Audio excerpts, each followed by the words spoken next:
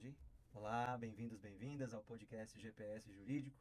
Hoje, um convidado super especial, Marcelo Monteiro, meu querido amigo, antigo, de longa data já nas aulas, nos cursos, tem todo o meu respeito e admiração. Bem-vindo, Marcelo. Hoje o novo título do podcast foi preparado para você, hein? Da fama ao crime, a responsabilidade penal das celebridades. Bem-vindo, Marcelo. Muito obrigado, professor César Babler. Uma enorme satisfação estar aqui no seu podcast, o GPS Jurídico. Parabéns pela sua coragem em montar esse podcast que vem atualizando todos sobre temas muito interessantes na área jurídica. E é disso que a gente precisa, debater, conversar, porque assim a gente cresce e desenvolve aí novas ideias, sabendo principalmente ouvir o outro lado também.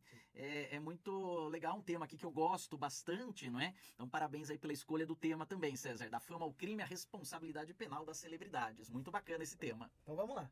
Em relação a Deolane, muito se fala da doutora Deolane Bezerra. Ela foi presa, saiu, a galera ficou lá na cadeia, na porta da cadeia gritando solta a mãe, como vocês disseram, levando presente para ela. É uma celebridade, ela é um ícone, um ídolo de muita gente, é uma referência mesmo. E como é que é isso? Como que foi o crime dela? O que você sente disso? Está sendo aplicada corretamente a lei? Fala um pouquinho sobre isso. Então, a Deolane está sendo investigada ainda, né? Uma atuação feita do Ministério Público junto com a polícia ali de Pernambuco, onde deflagrou uma operação para apurar eventual crime de lavagem de dinheiro. E aí, obviamente, acarreta também outros delitos, né? Como sonegação fiscal, etc.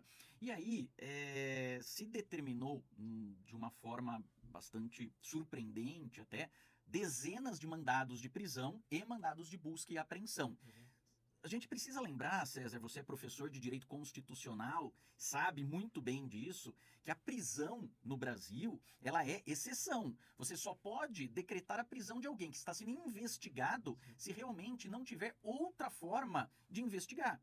E me pareceu um pouco precipitada a decretação de tantas prisões assim. Os mandados de busca e apreensão, estes são normais, é atividade rotineira da polícia, o juiz autoriza e durante o dia a polícia vai até o local e faz a busca e apreensão justamente para depois trabalhar com tudo que foi aprendido e fazer a perícia. Agora, existem várias outras medidas cautelares que não a prisão.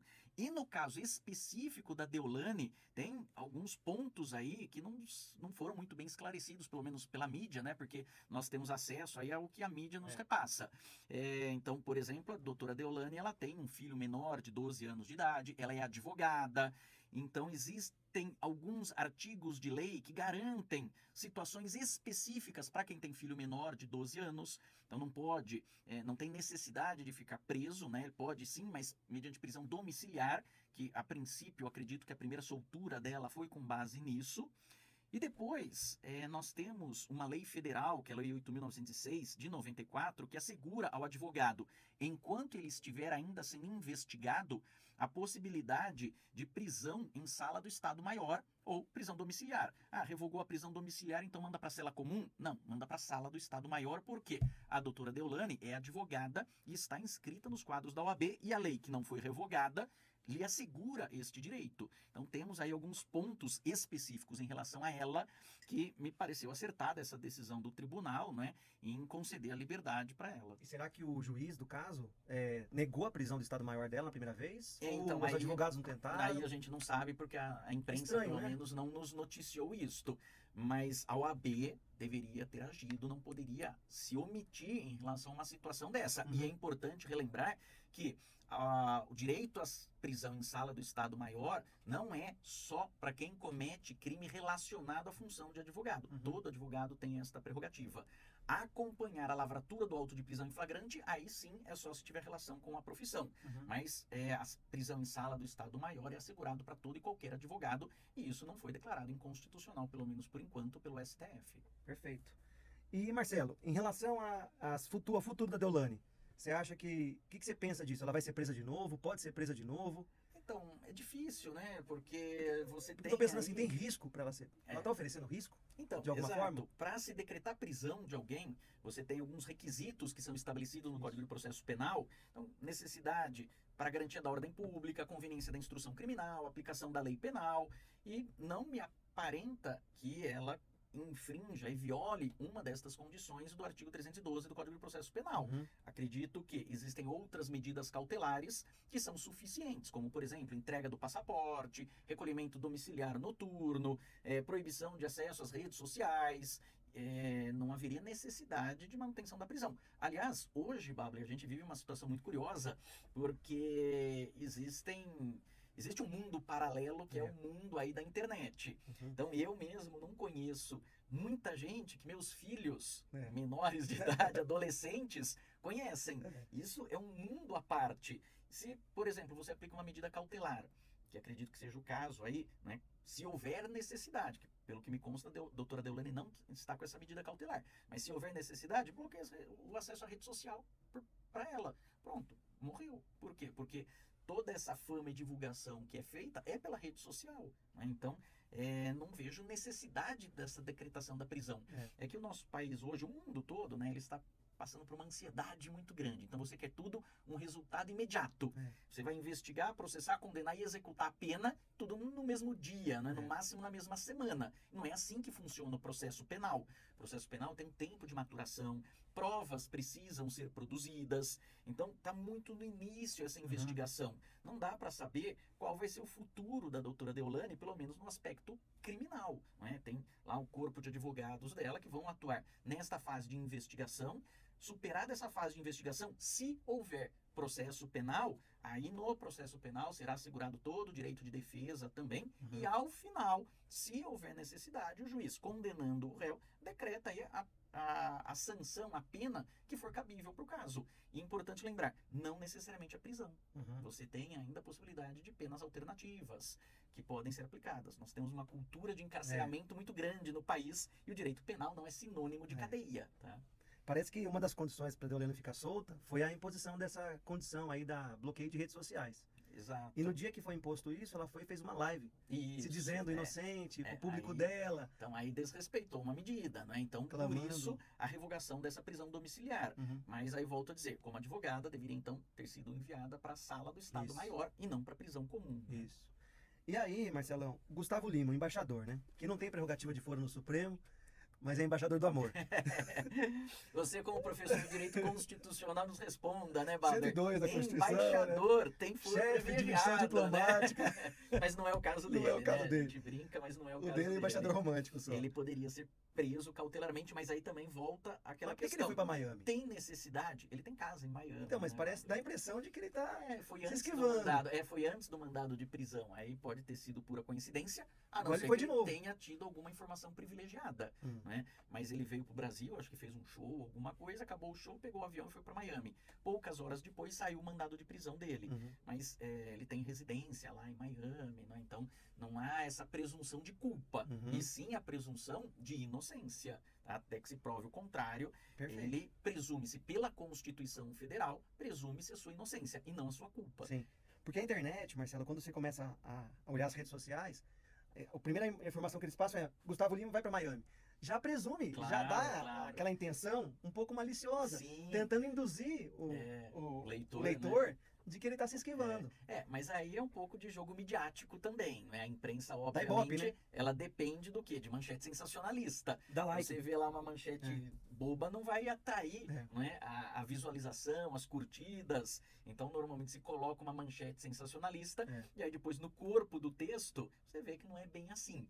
Os jornalistas são até bastante criticados quando adotam essa postura. Só que aqui, Babler, nós estamos falando de pessoas leigas, não necessariamente jornalistas, né?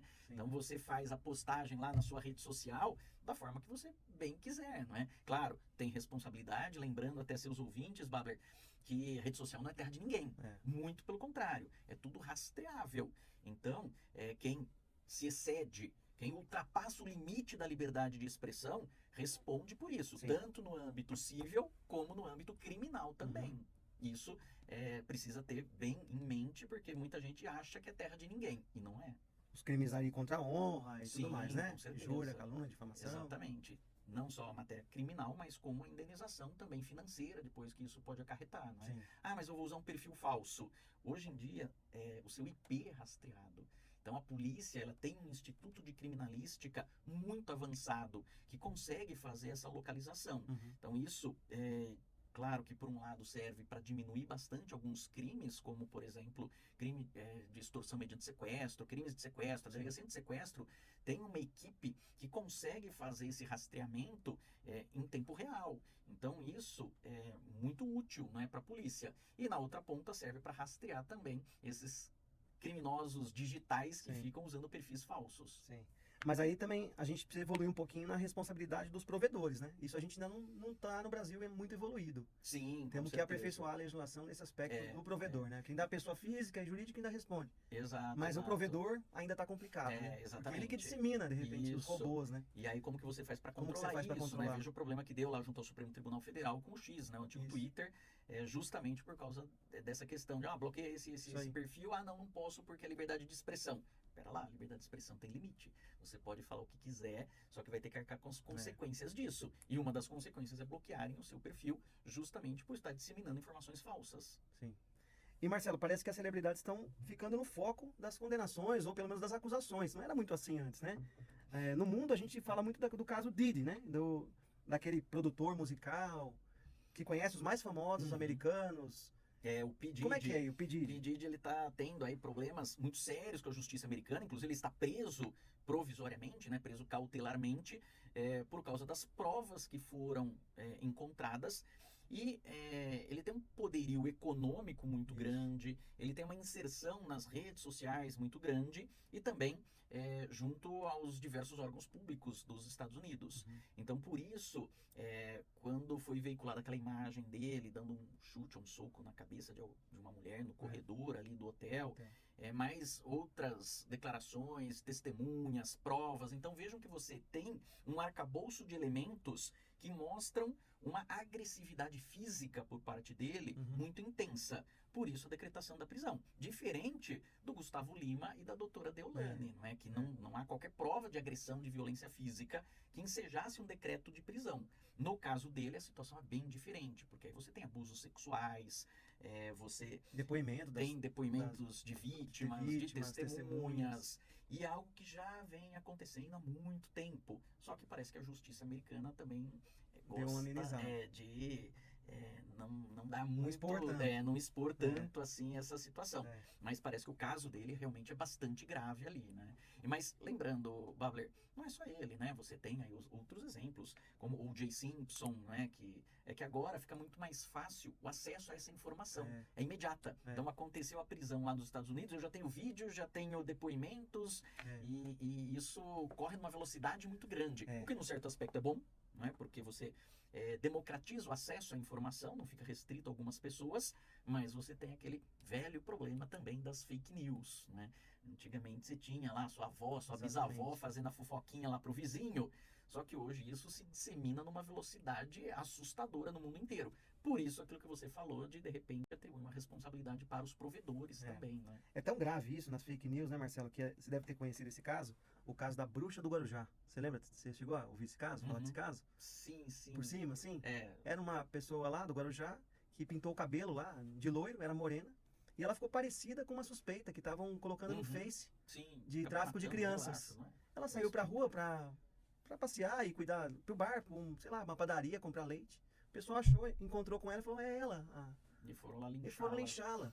Ela foi condenada totalmente, morta, pena de morte, por uma confusão, uma fake news. Pois é, então isso é bem complicado. E você tem o caso da escola de base também, né, em São Paulo, que foi um absurdo, destruiu a escola, a família toda, e depois nem denúncia criminal teve, porque se provou que era tudo uma invenção, né, por parte das crianças. Por isso, César, que os inquéritos, as investigações, elas devem ser feitas sob sigilo. Não expor as pessoas.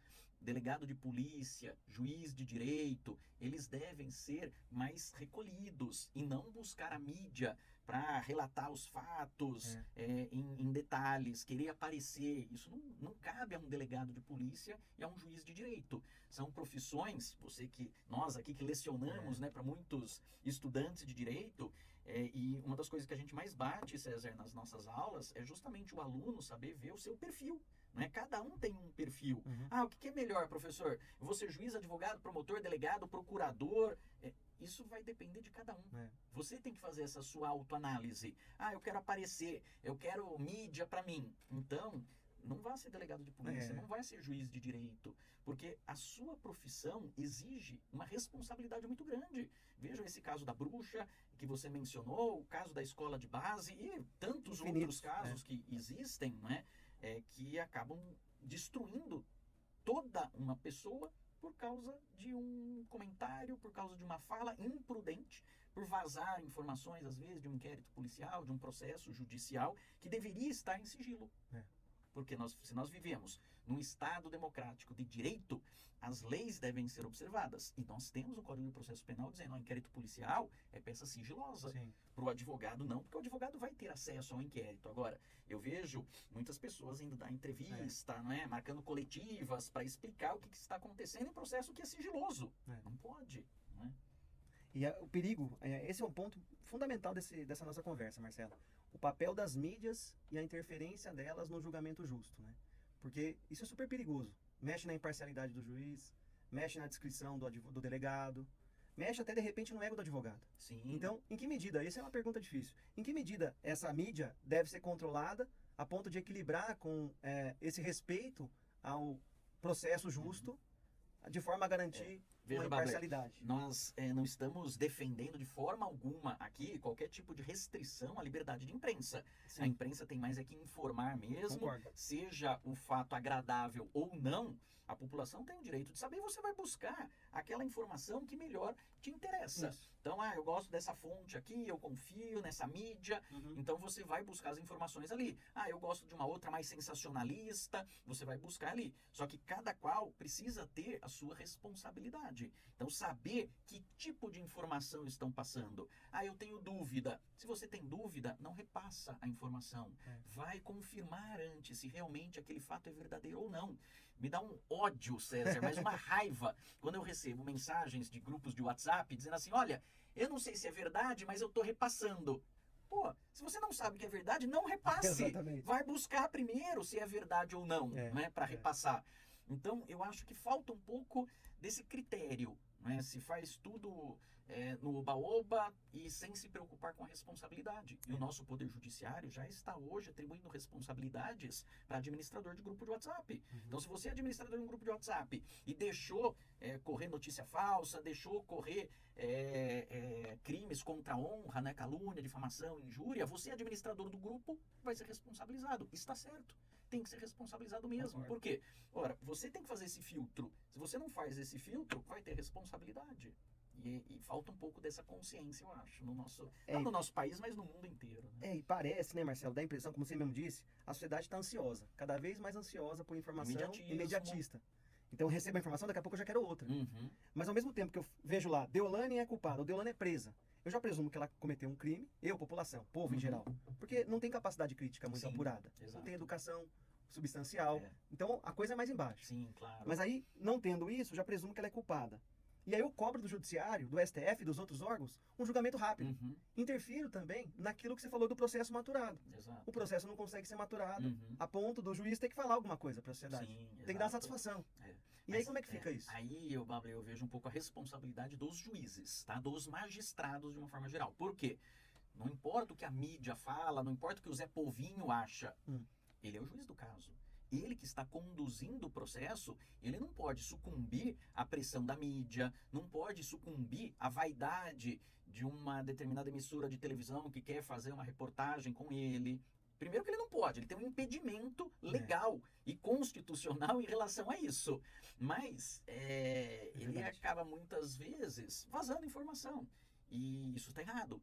Então, por isso que eu disse, veja bem, faça uma autoanálise se você quer realmente ocupar aquele cargo. Porque o cargo de juiz é ele quem conduz o processo. As partes, tanto a acusação como defesa, cada qual vai defender os interesses dos seus clientes, seja da sociedade, seja do réu. Agora, o juiz, ele não pode ceder a isso. O juiz tem que conduzir o processo com imparcialidade. E esta imparcialidade não pode ser quebrada nunca, nem mesmo com a sentença. Porque mesmo na sentença, o juiz, condenando ou absolvendo o réu, ele precisa analisar os dois lados. E talvez falte um pouquinho de compreensão da população por parte disso, mas aí é a população, é o leigo. não tem problema ele cobrar uma resposta do judiciário.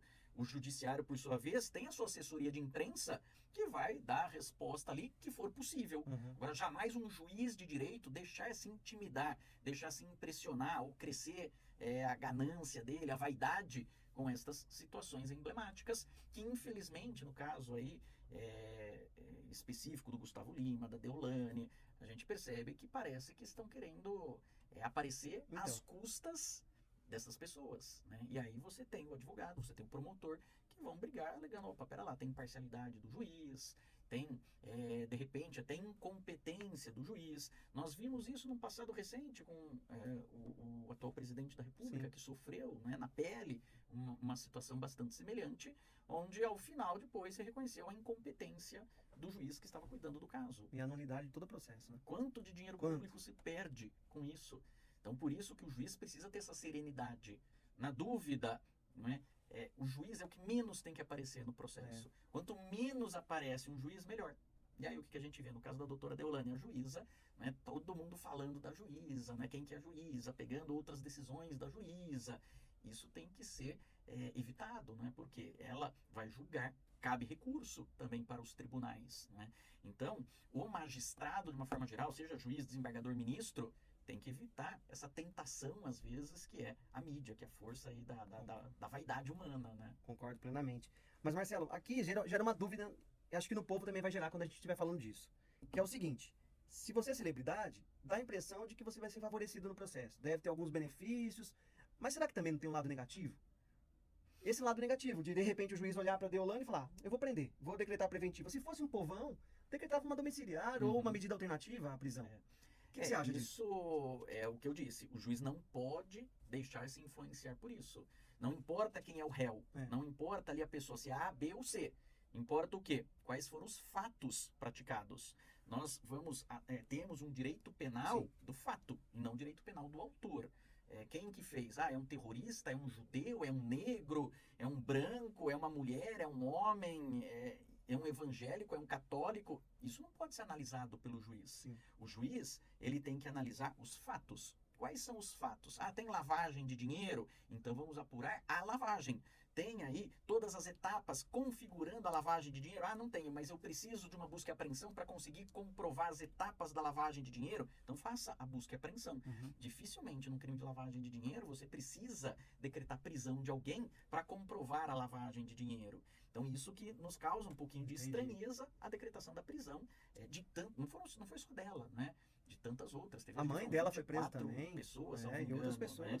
Então é muita gente para apurar um crime que, claro, causa um enorme prejuízo para o país, sem dúvida nenhuma, mas é um crime que com outras medidas você consegue esclarecer. Né? Que não tem, é diferente de um maníaco do parque. Esse você precisa prender, precisa segregá-lo cautelarmente. Risco, né? Por quê? Porque se deixar solto, vai continuar matando.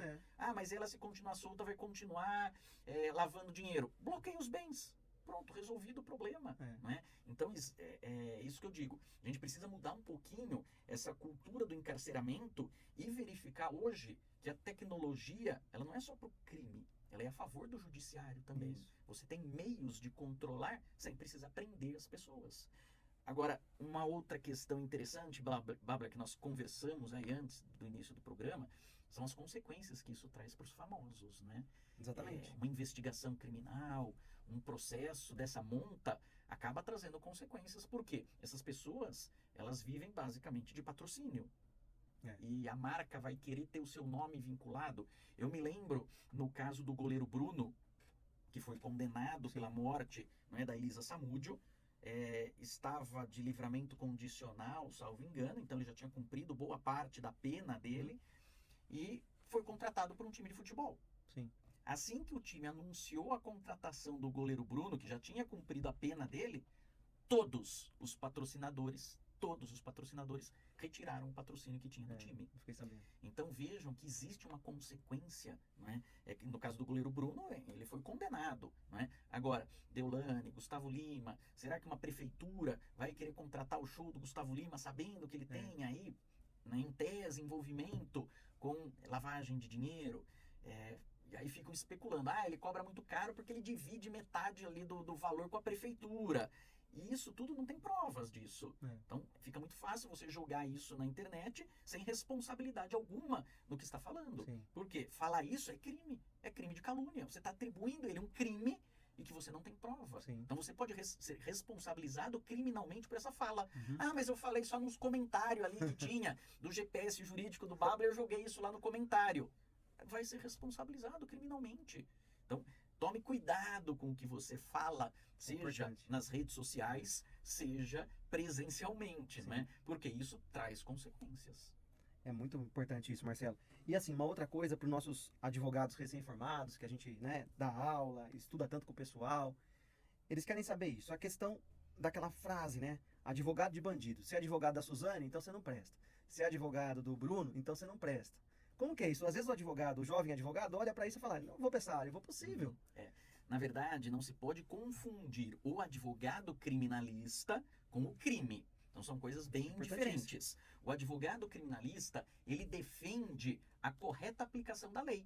Não importa se o cliente é culpado ou inocente, existe um Código de Processo Penal que deve ser observado e à luz da Constituição Federal. O que não se pode permitir é o desrespeito a essa legislação que existe. Então, desrespeito à legislação, como por exemplo no caso da doutora Deolane, mandou para a cela comum, não observou que ela tem direito à prisão especial, não observou que ela tem um filho menor de 12 anos. Ora, neste caso, o advogado vai brigar pela correta aplicação da lei. Eu vejo muito isso, César, em suspensão do processo, lá do GCRIM e o ANPP.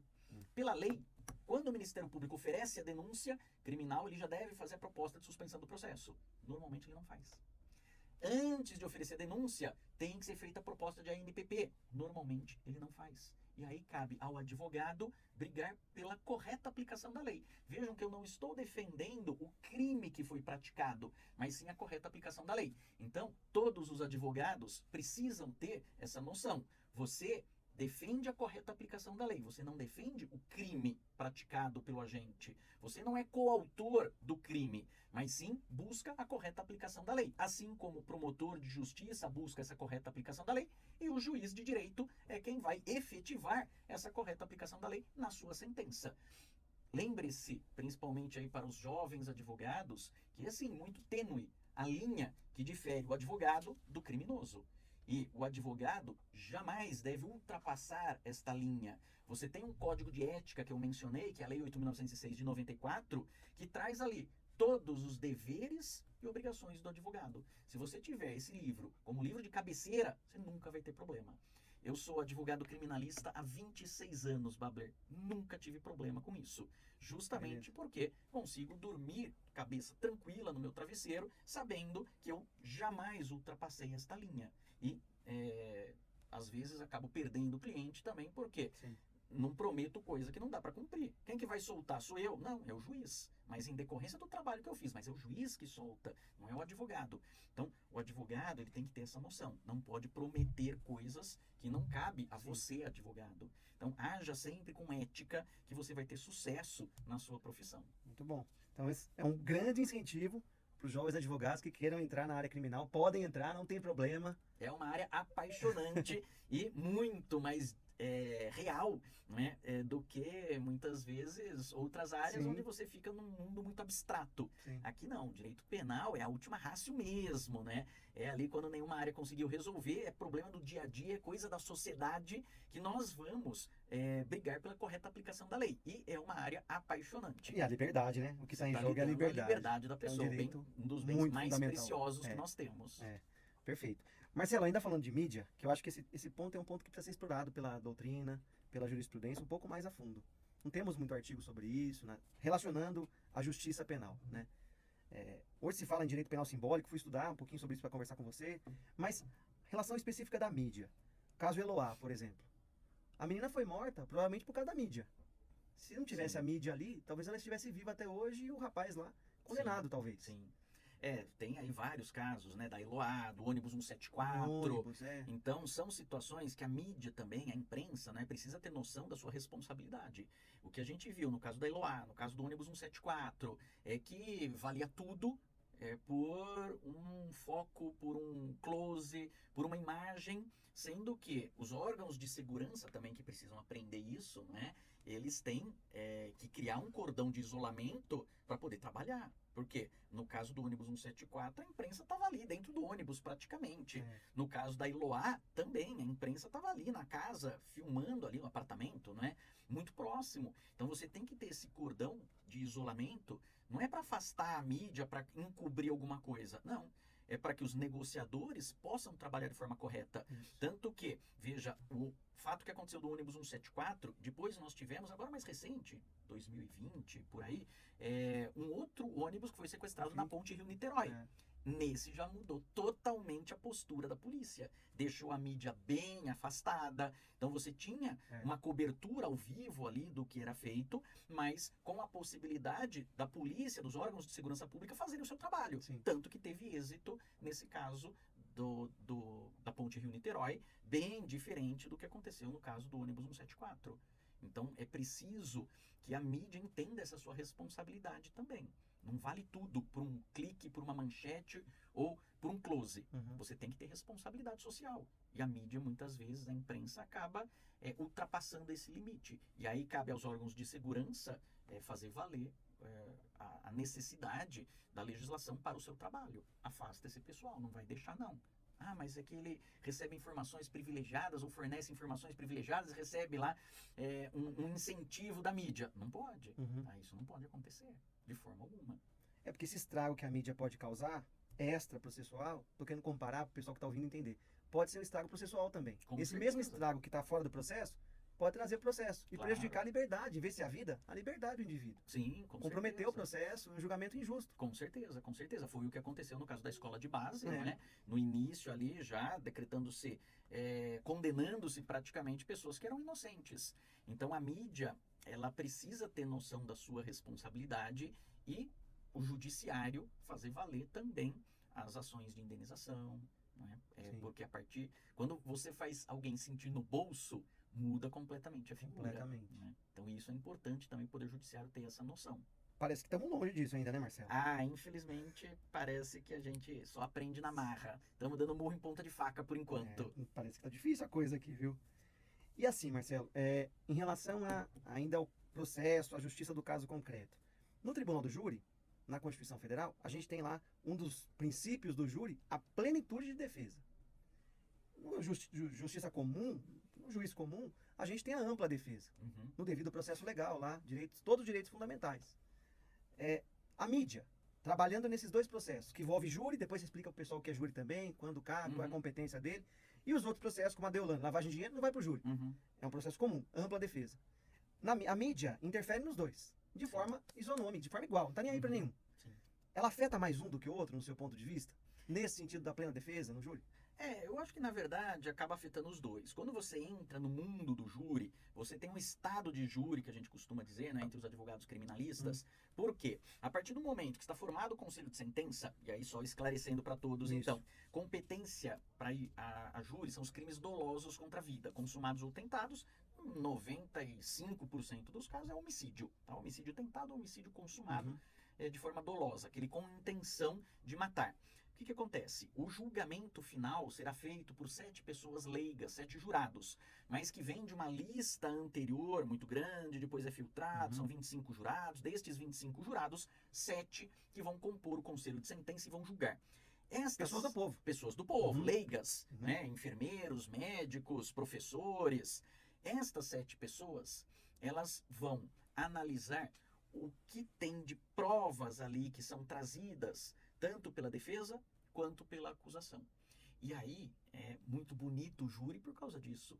O trabalho que a acusação tem que fazer para mostrar para os jurados que o réu realmente está lá sendo julgado e deve ser condenado. E o trabalho que a defesa faz para demonstrar que o réu que está lá não deve ser condenado, ou, se for condenado, que se aplique penas justas para esse réu, como, por exemplo, o reconhecimento de um privilégio, o reconhecimento de uma atenuante. Só que, neste momento, a partir do início do júri, os jurados, os 7 jurados, não têm mais contato com o mundo exterior. Sim. Então, por isso que a gente chama de estado de júri, porque eles vão ter que ficar presos ali ao que fala a acusação, ao que fala a defesa, as testemunhas, eventualmente a vítima, se estiver viva, no caso de tentativa. E isso é um trabalho muito árduo, que tanto o promotor como o advogado tem que fazer. E veja aí como exemplo o caso da Botkiss. Sim. Não é? O caso da Botkiss é um caso muito complexo, porque a mídia cobriu do início ao fim, né, essa situação. Uhum. E os jurados decidiram, julgaram ali se agradou ou não agradou a acusação ou defesa, tem os recursos possíveis para isso. Mas tanto a acusação como a defesa, sabendo dessa força que a mídia tem, quando entra em estado de júri, você tem técnicas também para fazer com que os jurados se purifiquem do que vinha lá fora e se preocupem única e exclusivamente com o que está sendo trazido ali no processo para julgamento. A gente costuma dizer em sala de aula, né, para todos os casos, o que não está nos autos não está no mundo. Isso é elevado à 10ª potência num plenário do Tribunal do Júri. Ah, perfeito. Porque assim, a gente fica pensando, né? Eu, de fora do criminal, e o pessoal também que tá ouvindo. Eu vou ser jurado, mas o julgamento vai ser daqui meses. Uhum. E agora saiu a notícia. E eu tô na internet, sou viciado em rede social. Vou lá e fico todo dia vendo notícia. Ah, já formei minha convicção. Isso. Ela cometeu o crime. Aí eu chego pro jurado, meu julgamento não vai ser, dificilmente vai ser outro. Aí, inclusive, vem o trabalho tanto da acusação como da defesa para verificar se o jurado já não tem algum pré-julgamento. Uhum. Porque tanto a acusação como a defesa tem direito a 3 recusas imotivadas. Só que tem a possibilidade de recusa motivada também. Então imagine, César, que você se manifestou numa rede social falando, fulano matou não sei quem, esse cara tem que ser esquartejado em praça pública. Tá lá, salvo esse teu comentário. E aí você é chamado para fazer parte do júri. Opa, recusa motivada. Sim. Você não vai poder fazer parte do júri. E aí cabe acusação e defesa, esse trabalho, não é, de fiscalização para trazer jurados que são realmente isentos para julgamento. Então é um trabalho muito árduo, difícil. muito difícil. E por isso Muito que a gente difícil. tem aí os nossos nobres estagiários, né, que ajudam bastante nesse aspecto. Porque às vezes, Marcelo, não sei se eu tô falando besteira, mas às vezes eu sinto o processo ainda como um processo de 100 anos atrás, que não se adaptou à nova realidade. Então, assim, tá falando de júri, impedimento, mas o cara tá vendo ali, o cara já formou, por mais que ele não tenha se manifestado, ele formou a convicção dele. É muito difícil. É esse trabalho que cabe ao advogado e ao promotor. Cada vez mais cuidar de questões psicológicas para convencer com os argumentos a sua tese. E não com o que estava na mídia antes dele ser jurado. Então, o que vai interessar é o que está aqui no processo, não o que está lá fora. E o jurado vai ter que julgar de acordo com esta informação que é trazida para o processo. Então, é um trabalho que os advogados têm, os promotores também, claro, né? A nossa fala inicial no júri, Babler, é justamente a gente ganha ali uns 10, 15 minutos Com isso. só com isso. Para fazer com que o jurado entenda que ele está julgando o que está no processo, não o que estava lá fora. É muito interessante isso, né? Eu tava vendo um vídeo de um advogado criminalista dizendo, não sei o nome dele, ele tava dizendo que teve uma briga num município pequeno e por traição da esposa ali, e o traído, né, foi atirar no amante e errou o tiro, aberraço ictus, né? E acertou um professor super querido na cidade. Uhum. E saiu nos jornais do município que o professor tinha morrido. Uhum. E aí o problema ficou a morte do professor. Exato. E ele falou que foi um professor. o crime de homicídio no júri era a questão do amante com o Uhum. traído, Exato. que não acertou o tiro. Era uma Exato. tentativa de homicídio. Sim. E ele falou que foi um trabalho hercúleo para convencer os jurados de que o problema não era o professor, porque Uhum. todo mundo amava o professor ali, Exato. mas que era o crime de um contra o outro. E aí, inclusive, César, nessas situações, quando a cidade é muito pequena e gera um clamor público muito grande, seja porque gostavam muito de uma pessoa ou odiavam a pessoa, existe a possibilidade do desaforamento. Tirar de Então, lá. você tira daquela cidade pequena, né, e leva para uma outra cidade maior, justamente para que essa influência seja mínima. Perfeito. É isso. Então aí você vê como é interessante, porque os jornais, por mais que não seja rede social, os jornais da Claro, região com certeza. foram enaltecendo Noticiam a o morte do fato. professor. E todos os 7 jurados, obviamente, já sabem do fato, mas sabem o que foi dito pela mídia, não o que tem ali no processo. Então esse é o trabalho, isso faz parte do júri, faz parte do trabalho do promotor, faz parte do trabalho do advogado. Que os jurados entendam o que eles estão julgando e como eles devem julgar aquilo. Então, por isso que eu sou um adepto ao Tribunal do Júri, muito fervoroso, gosto muito, acho que o Supremo Tribunal Federal, infelizmente, está sacrificando, fazendo sangrar o nosso Tribunal do Júri com algumas decisões que, no meu ponto de vista, são inconstitucionais, mas, ainda assim, o Tribunal do Júri é realmente um exemplo de julgamento democrático. Por mais que seja formada por cidadãos que não Sim. têm conhecimento jurídico Sim, ali, né? justamente Que vai um por isso. sentimento ali. Exatamente. Porque você tirar a vida de alguém É. é algo muito pesado. E desde a antiguidade se colocou isso, esse julgamento perante o tribunal do júri, por quê? Para verificar, numa situação igual, você do povo agiria dessa forma? Uhum. Porque o juiz, ele vive numa bolha. É. O juiz, ele tá lá no gabinete dele, com ar-condicionado, e muitas vezes já vem de uma família tradicional, ele não sabe a realidade Não como é consegue. lá fora. É. E você trazer essa população, né, que vai julgar como se fosse alguém semelhante ao seu, é um exercício de democracia muito grande isso, né? Um julgamento mais empático, Muito, né? muito mais empático, É, sem dúvida nenhuma. exatamente. Marcelo, a questão dos réus. Quando o cara se torna réu, como é que afeta isso? Em que sentido a mídia afeta a carreira do cara depois que ele virou réu? Já é réu no processo. Não foi condenado ainda, mas é réu. E o pessoal pega pesado quando o cara vira réu, né? Ah, sim. A partir do momento que você tem o oferecimento de uma Isso. denúncia pelo Ministério Isso. Público, na visão de muitos, acabou a Tá investigação. condenado. É. Agora o Ministério Público já tem tanta certeza do crime que ofereceu a denúncia. Isso. Isso realmente, para as pessoas, não só famosas, mas a gente vê muitos que acabam perdendo emprego também por causa disso, né? Pessoas comuns, o Zé Povinho, né? Que eu Uhum. costumo brincar em aula. Sim. Esse Zé Povinho muitas vezes perde emprego, não consegue depois uma recolocação profissional por causa de uma condenação anterior que ele teve. Então veja, Babler, se isso afeta o cidadão comum, aquele que não é midiático, que não é famoso, obviamente, aquele que é famoso e que depende de patrocínio, isso acaba pesando muito, né? Porque o patrocinador, muitas vezes, ele não quer ter o seu nome vinculado a alguém que foi acusado de lavagem de dinheiro, de pedofilia, de homicídio. Então, naturalmente, é um problema sério que se enfrenta. Na criminologia, se estuda bastante isso, né? Aquela teoria da etiquetação, né? Da rotulação. O criminoso, condenado ou mesmo quem está respondendo ao processo, ele fica com uma marca na testa, né? E aí é difícil você tirar isso. A população precisaria ser muito evoluída para isso. E cito um exemplo simples, Babler. Imagine que você está contratando uma empregada doméstica e aí vem lá uma empregada doméstica que apresenta o currículo que não tem nenhuma condenação criminal e a outra já foi condenada por furto. Sim. Tá no nosso subconsciente já falar o quê? Opa, eu vou pegar essa outra que não tem condenação nenhuma. Pera lá, mas essa que foi condenada por furto já não pagou a dívida que tinha perante a sociedade? Já não aprendeu? Já não passou pelo crivo do Poder Judiciário? Então vejam, nós temos essa discriminação embutida na nossa formação e naturalmente você acaba preterindo essa e escolhendo a outra. E aí essa vai fazer o quê? É barrado uma vez, 2 vezes, 3 vezes, não consegue mais recolocação profissional.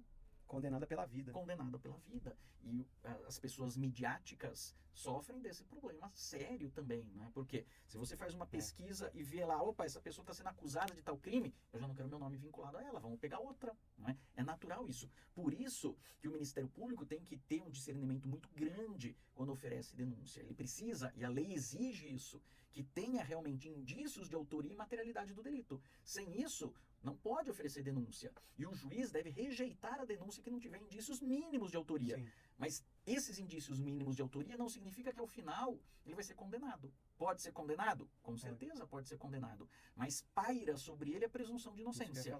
Só que a sociedade, infelizmente, não tem essa visão. E já condena, e os patrocinadores falam, opa, eu que não quero meu nome vinculado com essa pessoa. Então parece que falta um pouco de evolução na educação do povo, né, Marcelo? Para conseguir entender tudo isso. Porque parece que a mídia, é isso que a gente está querendo chegar. A mídia se aproveita dessa falta de conhecimento do povo e joga aquela informação, às vezes maliciosamente, para o povo que não conhece, já presumir com certeza. Uma outra situação que não é a realidade. Exato. Os advogados às vezes entendem aquilo. Exatamente. E às Isso é um vezes, perigo. E as situações são muito complexas mesmo, né? Esse caso mesmo, tanto do Gustavo Lima como da doutora Deolane, são casos muito complexos.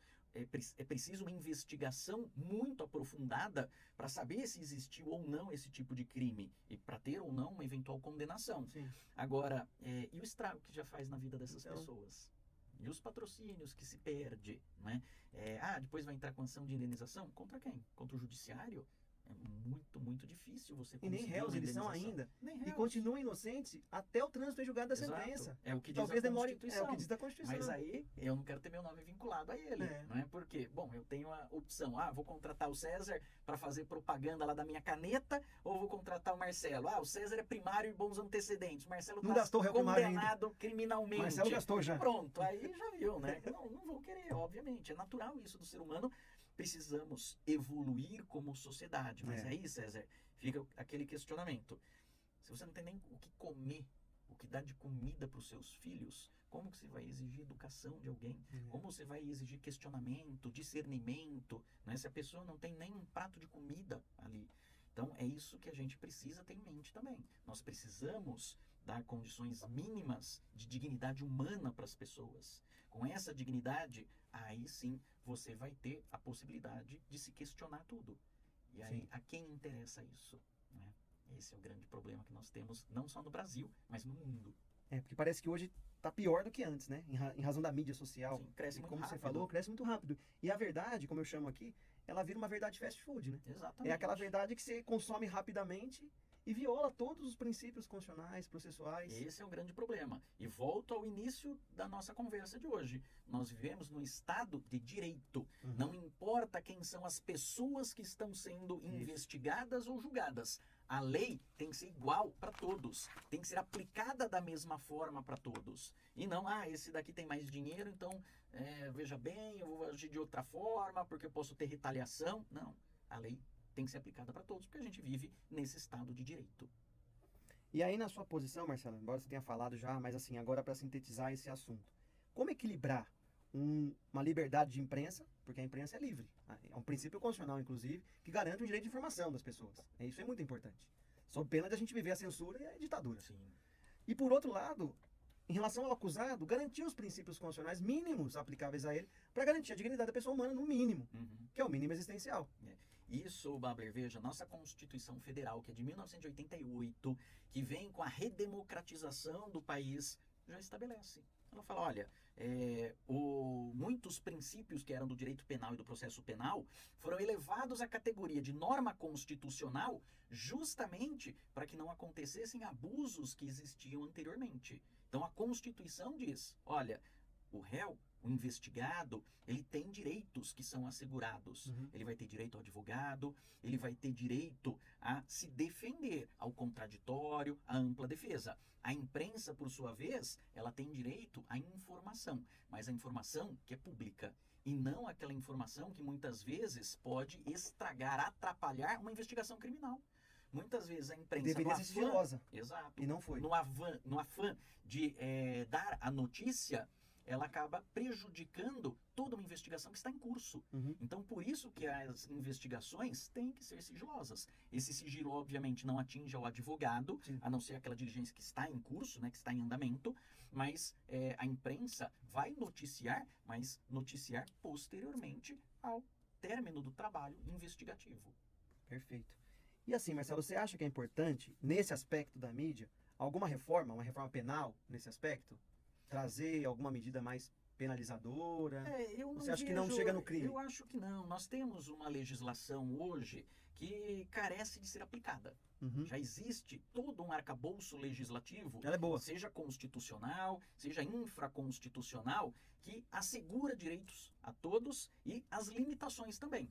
O que eu vejo, Babler, é um pouco de falta de efetividade por causa do volume realmente desumano, que a gente critica muito, né, os delegados, os juízes, pela qualidade das decisões, mas precisamos lembrar também que a polícia, infelizmente, ela tem uma estrutura muito deficitária para fins de investigação.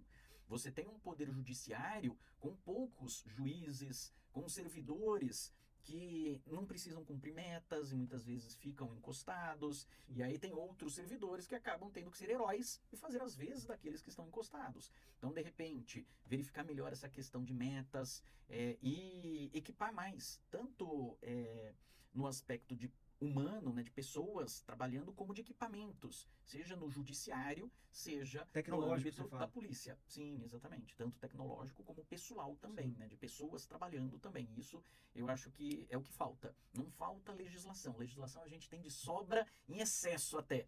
Falta dar efetividade a isso tudo. Hoje, para você ter ideia, Babler, se não é uma prisão em flagrante do crime que está acontecendo, a investigação criminal ela é muito lenta, é muito demorada. No âmbito da Justiça Federal tem inquéritos policiais que levam 6 anos. Sendo que, pela lei, um inquérito policial era para acabar em 30 dias. Sim. Né? Como que fica 6 anos em aberto um inquérito policial? Um processo criminal, 3 anos. É realmente muito tempo. Não nesse imediatismo que a sociedade quer, mas se de repente você tiver aí mais profissionais trabalhando e com recursos tecnológicos que hoje nós temos de monte, isso sem dúvida nenhuma daria uma sensação de justiça para a população muito maior do que a que nós temos hoje. É, perfeito. Eu tenho ontem e hoje, não sei se você viu, as redes sociais estão divulgando aí, sem foto. Isso foi legal, gostei. Ex-participante de BBB está sendo investigado na Justiça da Bahia. Não falou quem é. Isso, exato. Aí acho que tá razoável. Sim, exatamente. O povo tá julgando, é o Davi, não sei o quê, tanto faz quem é. Aham. Mas a imagem dele tá preservada. Preserva a imagem. Pode ser um Isso bom é caminho. fundamental. Isso é fundamental. Mas existe já hoje, Babler, dentre a ética dos profissionais de imprensa, essa preocupação, que é muito grande. Por quê? Porque depois, como aconteceu no caso da escola de base, se prova a inocência, a ação de indenização contra esses meios de comunicação é gigantesca. Por isso, a imprensa tem que se resguardar. É aquilo que eu falei das redes sociais. Ah, não sei se é verdade, mas estou compartilhando. Não pode. Tem que preservar. A imagem da pessoa, muitas vezes, é o que ela tem. Ela trabalha com essa imagem. E aí você suja, mancha a imagem dessa pessoa, que ela não vai conseguir se reerguer nunca mais. Vai sempre ficar, é o goleiro Bruno. Ah, matou a namorada. Não vai conseguir jogar em time nenhum de futebol. Né? Então, é muito complicado isso. Então, sem dúvida nenhuma, informa, dá a notícia, mas preserva o nome da pessoa. Isso daí vai fazer uma diferença muito grande. Perfeito. Marcelão, pra gente encerrar, se você pudesse fazer um resumo do que a gente falou, de o que você acha mais importante para ficar, pro pessoal que tá ouvindo o final da live, da podcast, e também pros advogados que estão se formando, estão saindo da faculdade, que conselho você daria para eles, além da honestidade, que você já falou tão bem, para encerrar esse podcast com chave de ouro? Veja bem, da fama ao crime, a responsabilidade penal é de todos. Seja você um Zé Ninguém, seja você uma celebridade.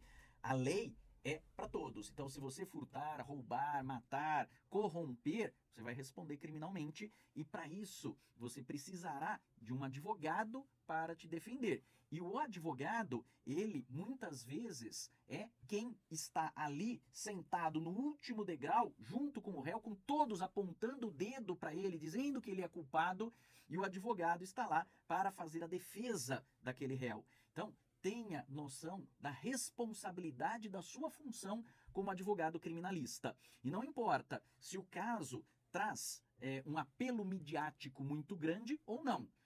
Você está ali, muitas vezes, como a última corda, a última pessoa que o réu tem para se amparar, para se segurar. Então, haja com responsabilidade. Estude sempre, porque a nossa legislação muda muito. Você precisa ter conhecimento da lei e dos fatos. Então, converse bastante com o seu cliente para extrair todas as informações que você puder para fazer uma melhor defesa ou uma melhor acusação, né, dependendo do lado que você estiver, para que você tenha, então, um processo justo. Isso é fundamental na nossa área criminal. Obrigado, Marcelo. Eu queria te agradecer muito por esse podcast, muito conhecimento, aprendi bastante também. Tenho certeza que o ouvinte aprendeu demais. Imagina. É sempre um prazer ter você aqui. Eu espero que você volte muitas vezes, né? E assim, se o pessoal quiser te seguir, @Marcelo Monteiro, @Marcelo Valdir, Marcelo meu Valdir, Instagram. Isso. Tem mais algum que você queira? Seguindo ali no Instagram, Tá bom, Marcelo depois vai pra Valdir. outros. Aí depois tem ali todas as outras indicações. Meu e-mail, marcelovaldir@gmail.com. E foi um grande prazer, Babler, te encontrar novamente, poder debater. Eu lembro Sim. que nós, na época da pandemia, fizemos Exatamente. algumas lives, não é? Sobre temas ali envolvendo direito constitucional. E felizmente agora nós temos a oportunidade de estar juntos, né? Presenciais. De forma presencial, É conversando. Isso realmente me deixa muito feliz. Eu também, Marcelo. E agradeço aí a confiança que você sempre teve Sempre, aí comigo. muito respeito. E é muito bom isso. desejo muito sucesso nesse Obrigado, seu podcast obrigado. GPS Jurídico, que é uma verdadeira aula, não só para os estudantes, mas para todos nós advogados e sociedade de uma forma geral. Aprende muito no seu podcast também. Obrigado, Marcelo. Um Sucesso, abraço. Babler. Tudo de bom.